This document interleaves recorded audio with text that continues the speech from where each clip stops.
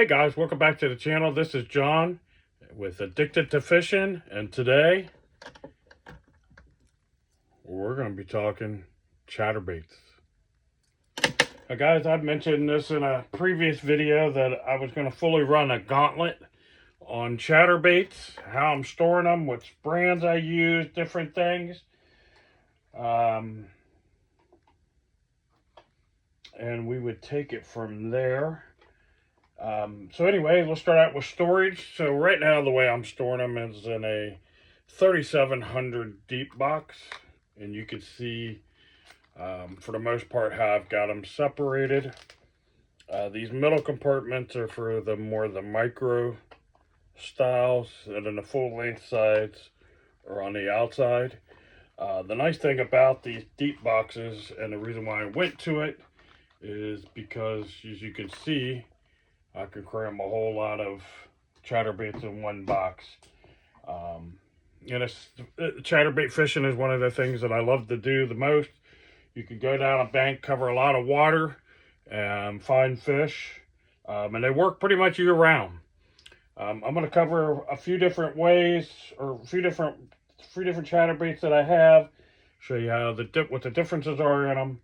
These are not going to be any particular order, which I like best, which I don't like best, so forth and so on. I've got a few trailers, and we're going to talk about from full size down to the smallest chatterbaits that I toss. The smaller ones you can throw on spinning gear, or you can throw it on BFS, and then the full size, obviously you can throw them on traditional bait casting. And as you can see, I keep the colors pretty simple. And I'll show you the different colors. I got black and blue, browns, reds, and then shad colors, bluegill colors. That's pretty much it. So on some full size, we'll start out. I believe this one, yep, this is the good old jackhammer. And if you have a bunch of them and you mix them up, we'll see if I can find a non-jackhammer. And I did. So at first glance, they do look very similar. This is the jackhammer. This is original chatterbait. A big difference is this one had a painted black blade on it. So the blade color, this one's black too. This one's just been fished a lot more. The blade color doesn't actually signify if it's which variety it is. And you'll see I only have a couple of different style chatterbaits. But the biggest difference is this one's got a whole end skirt, which I actually like. And I think most of the original chatterbaits have that. Again, the reason why I like that is I can pop that off. You can see this one doesn't have any type of keeper. An original chatterbait too here. This one, they started putting an original keeper, or put a lead keeper on it. That's just a regular standard chatterbait in black and blue. And I have a ton of the black and blues, and I'm just kind of looking here to see if there's anything that stands out in those black and blues, because I don't separate them by jackhammer, original chatterbait, custom, Picasso, anything like that. And then when you get into the jackhammer, you get a wire-tied skirt. And then you come around here to the business end for the keeper and the hook. It's more of a that like jungle hook, that thicker, heavier wire hook.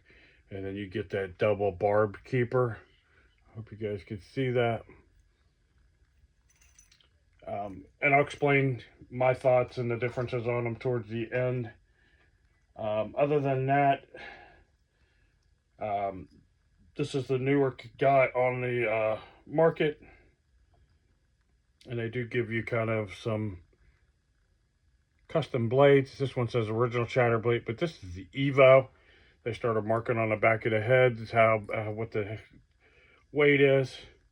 Again, it's a wire-tied skirt, but this one has like a hidden weight type keeper here. Plus it gives you the wire keeper up top, so you get a double keeper. Nice solid hook. For 10 bucks, this is an all around great chatterbait. Yeah, most of them I have to flip them upside down to see what they are. This is a jackhammer and that firecracker or fire crawl. The difference between the two here, the Evo and the jackhammer, in my opinion, they both have that great hunting action. I'd much rather pay the $10 versus the $20. In that same fire crawl, one of the other ones that I have is a custom where I added my own wire keeper to it. But this one is made off of the poison tail jig head.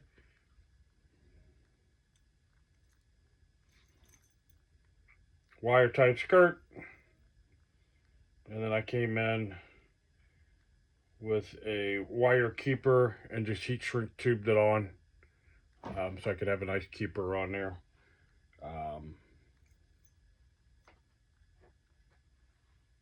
And you can do that certainly. And I don't know if I have another one. I probably do. But even like this is an original chatterbait, kind of that brown crawl color. One of the things you'll notice too on a lot of them, the original chatterbait has that like dumbbell type hook connector to it versus the customs, the jackhammer, and the Evo. Like this is a custom. It's got that snap. Jackhammer with the snap. Evo also with the snap. I haven't noticed much of a difference in the line tie. They're all pretty much the same. Keeping along that line, the custom, this one just a hand tied skirt. It's on that poison tail. Shad color. This one I really like the color on it, how it came out. Most of these and this color shad, just like barb shad, are all gonna be customs on that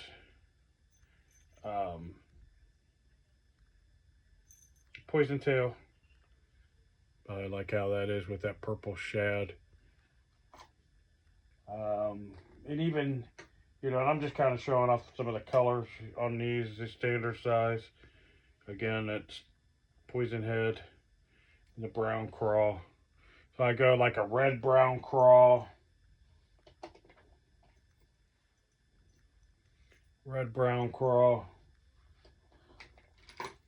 green pumpkin,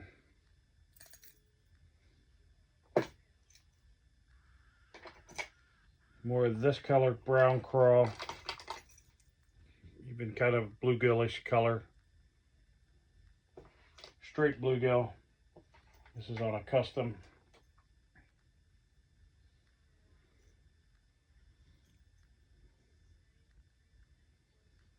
Again, on that poison tail. If you guys haven't seen the video on how I make these, you can go in back in this history and you can see how I'm making those.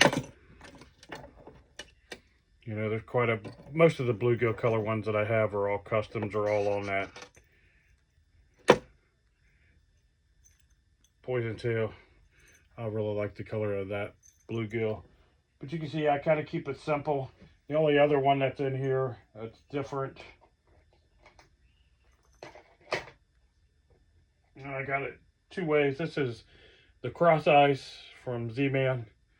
I pulled the wire keeper out. This one I have not. You can see how it comes standard. It's got more of a living rubber type skirt to it. Not really living rubber, but it's definitely a different type of skirt. But you can see that it comes with a weed guard. You can definitely pluck those out. I got these on clearance at Dick's and plucked out the weed guard. Gave like $2 a piece for these. Trailers, I'll go into that in a minute. And then the rest of it's white shad. The other one in a full size that I like, I don't remember if these are I think these are Z-Man and Picasso. Let's see, Z-Man, Z-Man, Z-Man.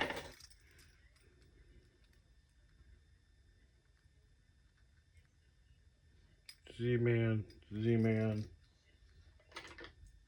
I thought I had, yep, there it is.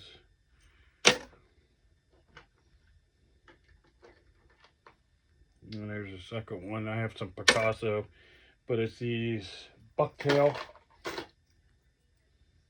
I'm gonna keep this one out. This is the Z-Man bucktail. It's got that barbell type thing, but it's more of that hair jig style chatterbait. These are ones that I think are really, really overlooked. I got a handful of those. And then in the Picasso Shockwave, I believe, is what these guys were. Again, I got almost all of these on a clearance. But you can see that dude. Definitely a shad imitator this time of the year than a black and blue. You can see the little different head style. Drilled out holes in the blade, creates a bubble trail. These guys work great.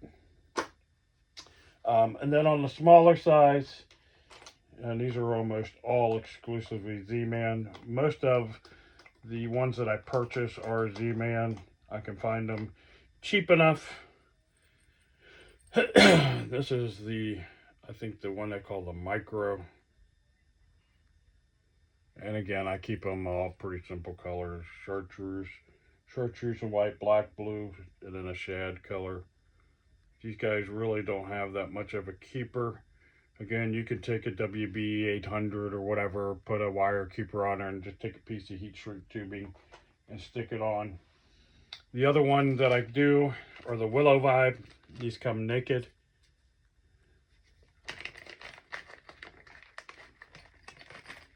These are great little walleye baits, sauger. You could put pretty much any type of trailer on there. If you wanted to, you could hand tie on a skirt, whether it's a silicone skirt, feather skirt, whatever you wanted to do. It's got more of that willow blade to it and the great snap to it. I do keep a few of those. And then my favorite that I use probably 99% of the time on the micro side or the small side are these flashback minis. I think it's a 1/32 and a 1/16 maybe. They have them in both a gold and a silver. I'm going to take whatever comes out. This is the gold.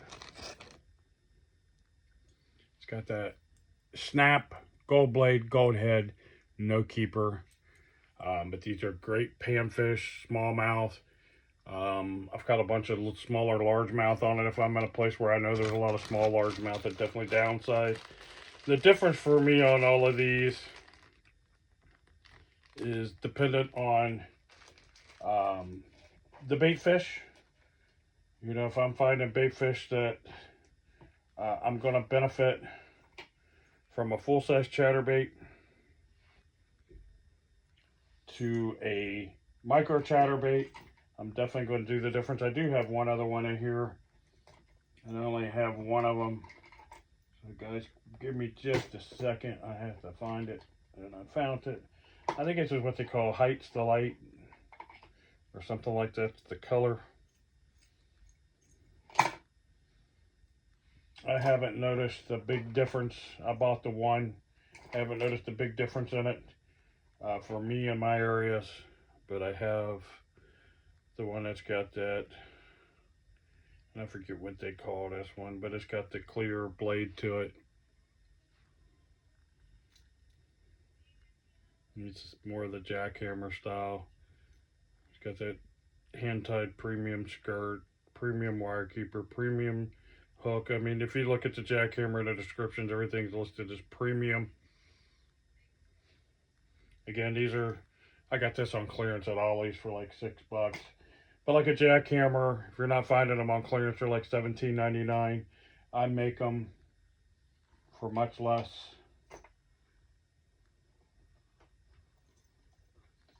And I can make them with premium components as well. But this guy, it's got a little different blade to it, but it's got that same snap, same heavy duty hook. This one just has a regular standard lead keeper on it, but I could easily, very easily, either tie on, well, my favorite way to do it is just with a piece of heat shrink, put on a keeper, but it's got a great stout hook on it. I use, I think it's a flipping hook. Let me see if I can find it real quick.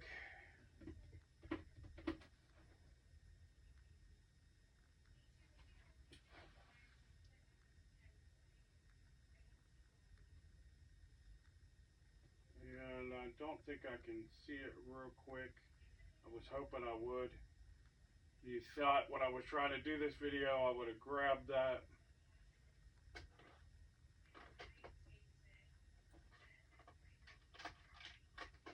But I don't see that right off the top. All my jig making parts are back there, spinnerbait making parts. But I'm using a heavy duty wire hook when I make them. Again, if you haven't seen that video, it's down in the video, or it's in my history. You can just go through my playlist. So anyway, guys, that's real quick, the different chatterbaits. And again, how I'm storing them.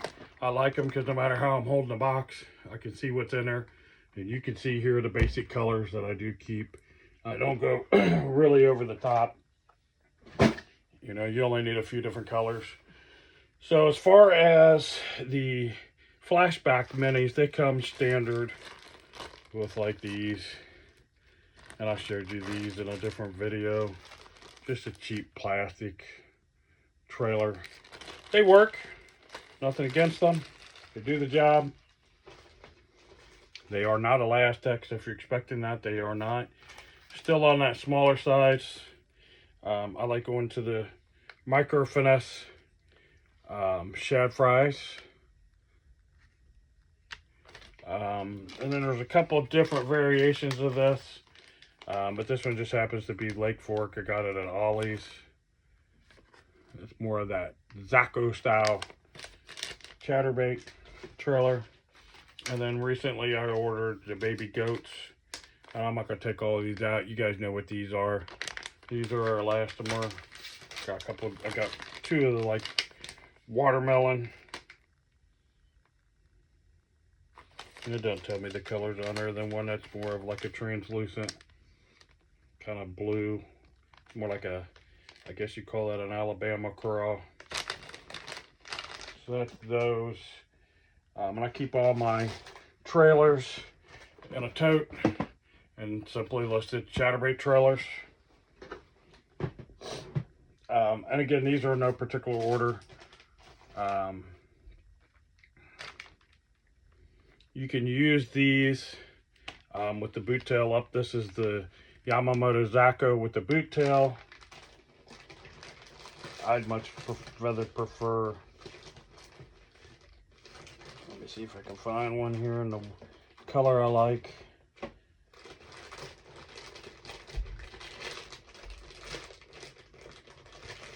I mean, I got them in all colors, but keep the same simple stuff. This is the Zaco, what they call Sight Flash. Everybody knows what a Zaco is.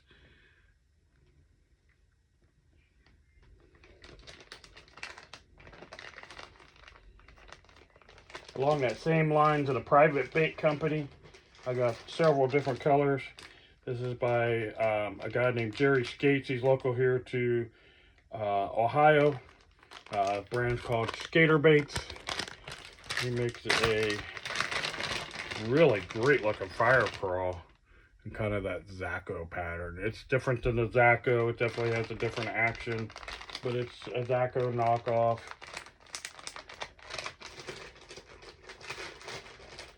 But it's a great bait. I got a handful of those. Let's see what else we have. The Razor Shad by Z-Man. And again, you can see I keep most of this stuff in the plastic. This is just there's kind of Zaco variant. Get that segmented body. Keep it in the tray to keep it straight. Keep it in the bag for that elastomer. They call it Elastic. It's elastomer. It's the same stuff. The BPS tournament trail. There's just a single one where I'd cut it off. What else do we have? More razor shads. Again, in no particular color. This is the chatter spike. Definitely designed for the chatterbait. It has a lot more uses than as a chatterbait trailer, especially if you're into that mid-strolling. That's a great trailer. Those are pretty much it for my full style profile chatterbait trailers. I don't use a lot of the crawls, grubs, boot tails, paddle tails, whatever you want to call them. I don't use a lot of those types of trailers. They do they do change the action of the bait, which I don't want. I think everything else that I got, guys, is all chatter spikes and things of that nature. You won't pull every color out. You guys understand the principle there. But on your crawl style baits, if you got to turn them sideways, and you can get some good action out of them. There's a time and a place for them. More or less, I don't use them. I use these straight tail, any kind of straight tail bait on the back. There's a couple other different trailers that are in the minnow category that I'll throw on, but these are my primary ones. And what you get when you put on like the Zaco, the chatter spike, the razor shad, when you're getting that streamlined profile, kind of like this Berkeley Power Bait minnow, you can use this. This is a great little trailer. When it's streamlined like that, and that blade's out in front doing its motion like this, once you start putting the crawls on or you put a boot tail on, a lot of times you'll just get that straight action back. And to me, that's defeating the whole purpose of what you want out of a chatterbait. Out of a chatterbait, I want to get that erratic kind of hunting action. And with those type of trailers, I feel like I get the best hunting action out of them. Most of them I'll use. I don't go much bigger than a half ounce. Most of them are quarter ounce, 3/16, something like that. And I find that's the best style for me and the type of fishing that I'm doing, whether I'm catching smallmouth, largemouth, spotted bass. A couple of the ponds I go to, channel catfish eat that chatterbait up. Caught quite a few on that. Catch some with the smaller ones. I catch white bass, sawgry, sauger. I catch just about anything swimming on these things, and I really like that hunting action. As far as a rod and reel goes, I do use a crankbait rod. I want something that's got a lot of parabolic bend to it, then gets back into a nice backbone. As long as you got a nice tapered rod that's really light in the tip, strong in the backbone, that's pretty much what you're going to get. I use mono almost exclusively with it, or a braid to mono. I've tried fluorocarbon with it and don't really like the result with it.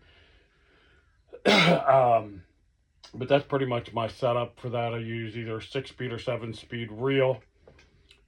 Really big key tips that I can give you with throwing a chatterbait.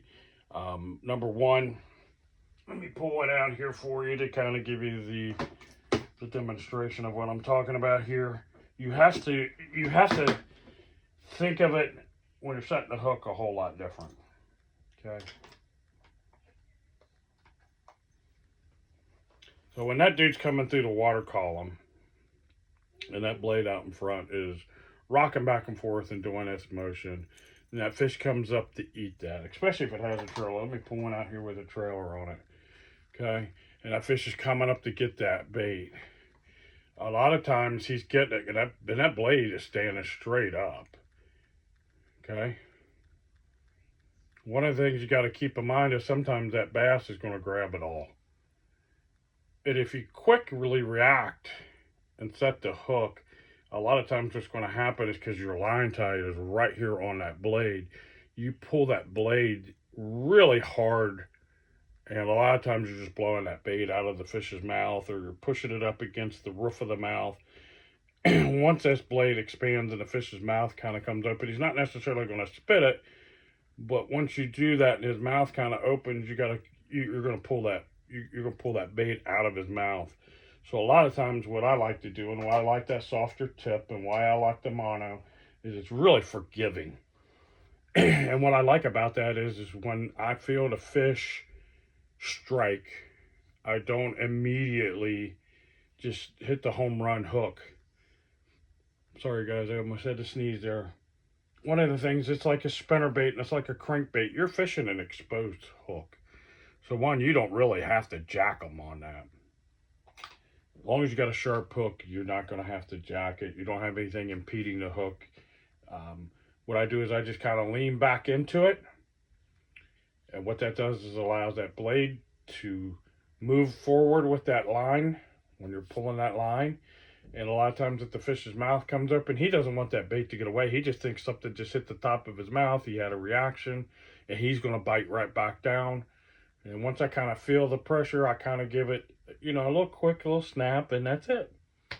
And I will say 99% of the fish that I catch on a chatterbait, I don't lose. I've used several different types of rods. I've gone out with my spinnerbait rod, and I do fairly good with that. But if I'm using like an all-purpose rod that's more for a jig and a worm, and I didn't think about it and bring something that's more suited for my chatterbait, and I set the hook, it's a little too stiff, and I tend to pull the bait completely out of their mouth. So I definitely like that parabolic bend, something that's gonna bend really well for me. And that monitor give me a little bit of stretch. I'm not looking for the stretch for anything other than that initial hookup on the fish. And I really, really like it. I've had the best success on that. And again, just slowing down on that hook set. Don't be ready to hit the home run punch as soon as you feel that strike. Just kind of lean back into them. If the fish's mouth comes open a little bit, when you kind of pull up, what you're doing is you're kind of advancing that bait forward. And again, he's hungry. He's gonna bite down again on that, and you can hook him. And most of the time, I hook them and they're hooked in the roof of the mouth, or they're hooked right up in the upper part of the mouth. The other thing that helps out when you're doing it is being erratic with not just your reel speed, but you're kind of ripping that bait. Reel, rip, rip, reel, rip, rip. And you're going to give that bait that hunting action, and that's what you're wanting. You're wanting to create something that the bass don't see every day, or something that's more natural. What else can we say about it? You can throw these out and hop them off the bottom like you do a lipless crank. Most people just going down the bank, they're casting and reeling, and that's fine. You can do that, and it definitely catches fish. I don't think one of them's any better than the other. It just depends upon how the fish are reacting. You let the fish tell you the type of retrieve that you need to make. Of course, color just depends upon water clarity, and the size of the chatterbait that I'm using depends upon how I'm trying to match the hatch.